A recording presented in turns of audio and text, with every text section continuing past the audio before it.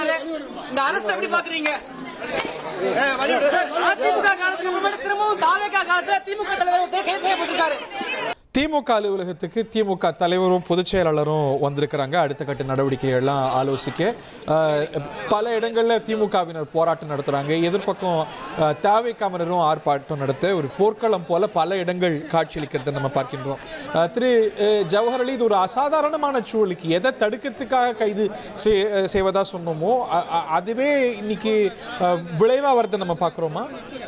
Okay, இப்போ நம்ம பார்க்கக்கூடிய காட்சிகள் திமுக தலைமை அலுவலகமான அண்ணா அறிவாலயத்துக்கு to take stock of the situation DMK தலைவர் முன்னாள் முதல்வர் திரு ஸ்டாலின் வந்திருக்கிறார். இது பற்றிய விவரங்களோடு சங்கரன் இணைந்திருக்கிறார். சங்கரன், ஓட்டியும் நீங்கள் திமுக அலுவலகத்தில் இருக்கிறீங்களா?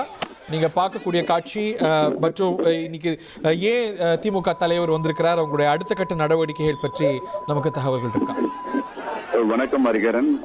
தஞ்சையில பேசிய கருத்து தொடர்பாக எதிர்கட்சி தலைவர் உதயநிதி ஸ்டாலின் இன்று காலை தஞ்சை போலீசாரால் கைது செய்யப்பட்டார். இதைத் தொடர்ந்து தமிழகம் முழுவதுமே பரபரப்பு ஏற்பட்டிருக்கிறது. ஒரு பக்கம் திமுகவினர் போராட்டங்களும், மற்றொரு பக்கத்தில் எதிர்கட்சி தலைவர் பேசியதை கண்டித்து தமிழக வெற்றி கழகத்தினரும் போராட்டம் நடத்தி வருகிறார்கள். இரண்டு தரப்பும் நடத்தக்கூடிய இந்த போராட்டங்களால் தமிழகம் முழுவதுமே மிகப்பெரிய ஒரு பரபரப்பு ஏற்பட்டிருக்கிறது. இந்த நிலையில்தான் தற்போது அறிவாலயத்திற்கு திமுக தலைவர் திரு ஸ்டாலின் வருகை தந்திருக்கிறார். அவரோடு கட்சியுடைய பொதுச் செயலாளர் துரைமுருகனும் வந்திருக்கிறார். மேலும் கட்சியினுடைய அமைப்பு செயலாளர் RS பாரதி, செய்தி தொடர்பாளர் TKS இளங்கோவன் உள்ளிட்ட கட்சியினுடைய பல முக்கிய பிரமுகர்களும் அறிவாலயத்தில் இருக்கிறாங்க.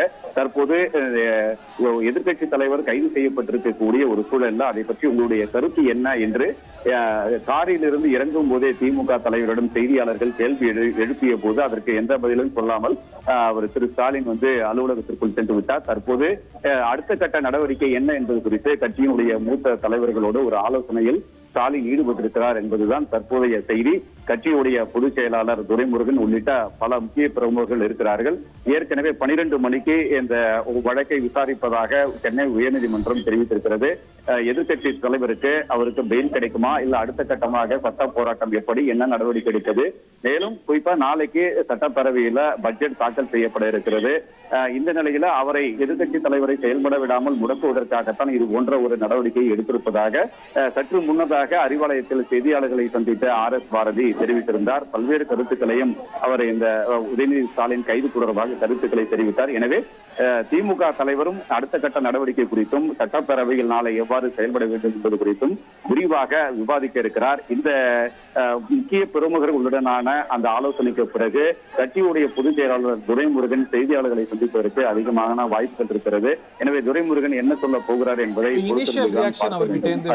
பார்க்கிறோம். பட்ஜெட் கூட்டத்தொடரில் எதிர்கட்சி தலைவர் பங்கு கொண்டு ஆரோக்கியமாக செயல்படுவதை தடுக்கத்தான் கைது நடவடிக்கை, இது அரசியல் பழிவாங்கும் நடவடிக்கை அப்படின்னு அவருடைய இனிஷியல் காமெண்ட்ஸ் வந்திருக்கிறது. திமுக பொதுச் செயலாளர் துரைமுருகன் வந்திருக்கிறார். திமுக தலைவர் முன்னாள் முதலமைச்சர் மு க ஸ்டாலினும் திமுக அலுவலகத்துக்கு வந்து அவசர ஆலோசனையில் திமுகவுடைய அடுத்த கட்ட சட்ட நகர்வு, அரசியல் நகர்வு, சட்டமன்ற நகர்வு இதெல்லாம் பற்றி ஆலோசித்து வர்றாங்க அப்படிங்கிறது குறிப்பிடத்தக்கது. இது நடக்கக்கூடிய சூழல் என்பது ரொம்ப பரபரப்பானது. நாளை பட்ஜெட் கூட்டத்தொடர் தொடங்குகிறது. புதிய அரசாங்கத்துடைய முதல் பட்ஜெட் தாக்கல் ஆகிறது. இனி செல்லும் இடமெல்லாம் செய்தி. தந்தி டிவியின் வாட்ஸ்அப் சேனலை ஃபாலோ பண்ணினா செல்ல இருக்கும் இடமெல்லாம் செய்தி. இதோ QR கோட் இப்பவே ஸ்கேன் பண்ணுங்க, ஃபாலோ பண்ணுங்க.